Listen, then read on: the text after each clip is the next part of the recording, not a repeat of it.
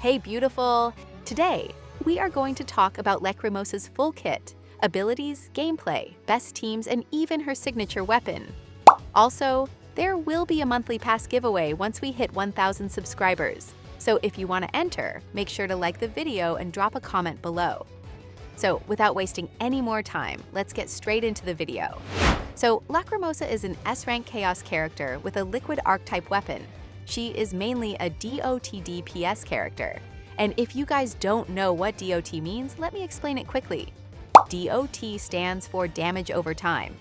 Instead of doing all the damage instantly in one big hit, the damage keeps affecting the enemy continuously for a few seconds. In Lacrimosa's case, this DOT effect is called a nightmare. Almost everything in her kit revolves around applying nightmare stacks on enemies and then triggering them for huge damage. Every time she attacks, she keeps building these stacks, and the more stacks an enemy has, the more damage they end up taking. Now, the interesting thing about Lacrimosa is that she has two different fighting styles. One is her close range mode called Tomato Metal, where she fights aggressively using her frying pan with fast melee attacks. The second one is Tomato Percussion, which is more ranged focused and uses red jelly projectiles and AoE attacks. She can freely switch between these two modes during combat. Her main skill, Morning Tomato, is extremely important because it instantly applies a huge amount of nightmare stacks while also dealing chaos damage.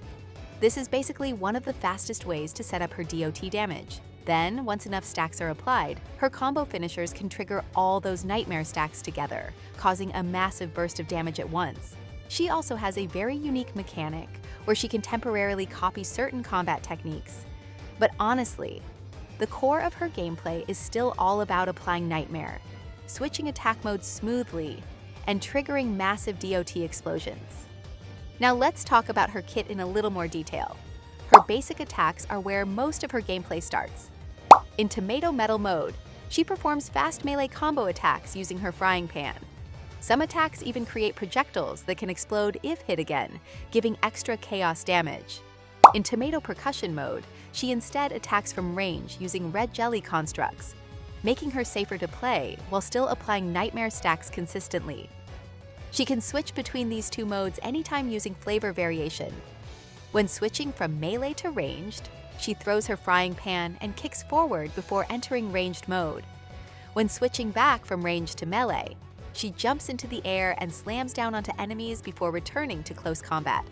So her stance switching is not just cosmetic, it's actually part of her damage and combo flow.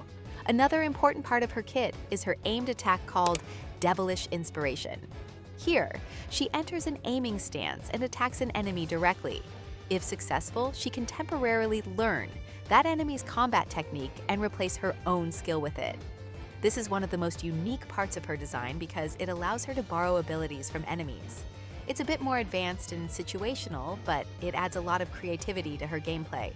She also has a plunge attack called Lacrimosa Meteors, where she drops from the air and crashes into enemies, dealing AoE chaos damage. The higher she falls from, the stronger the damage becomes. Then there's her dodge counter, FEF Rest, which activates after a perfect dodge. She throws a massive amount of red jelly onto enemies, dealing multiple hits and reducing their break gauge, making it useful for both damage and stagger.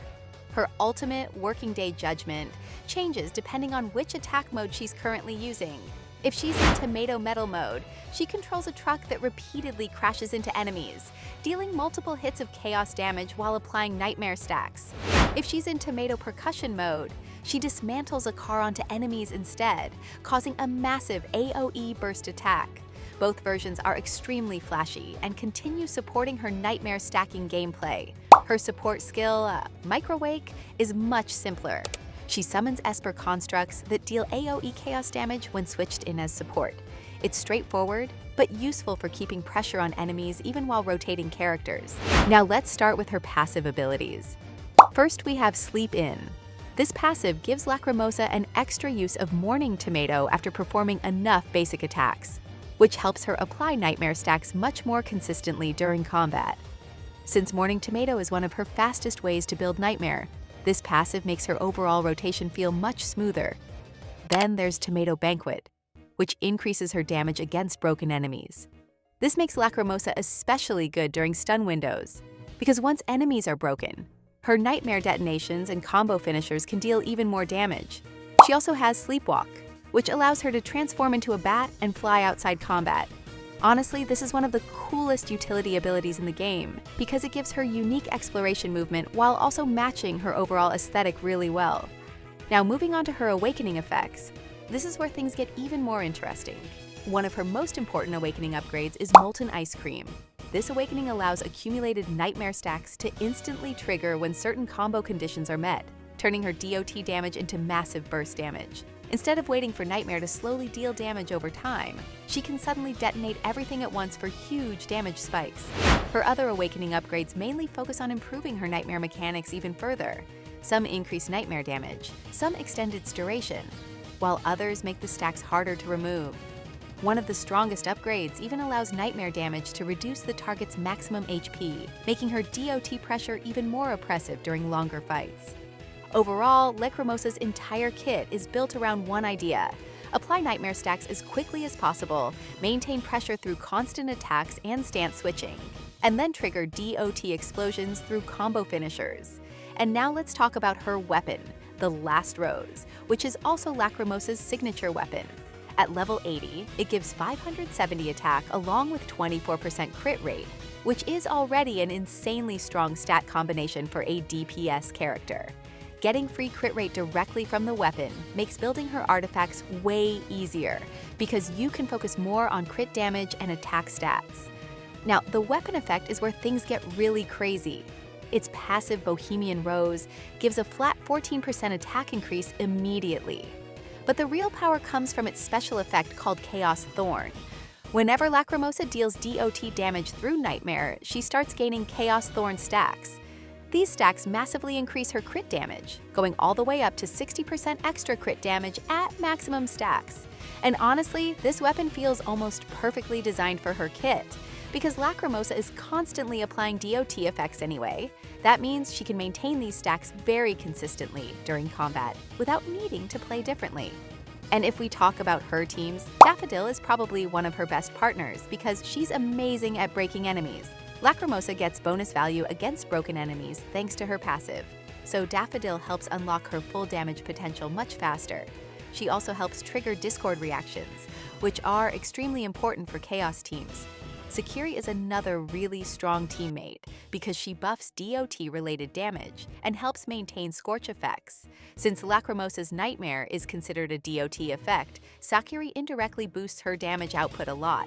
For the last slot, Haniel is probably the safest and easiest option. She gives strong attack buffs to the whole team and is super beginner-friendly. If you want more survivability, then Fadia is amazing because she absorbs damage and keeps the team alive, while Lacrimosa stays aggressive. Baikang is also a really interesting option because he has unique synergy with Lacrimosa and can help trigger extra reactions and buffs. Some players actually prefer him in faster quick swap teams. So, that's all I have for today.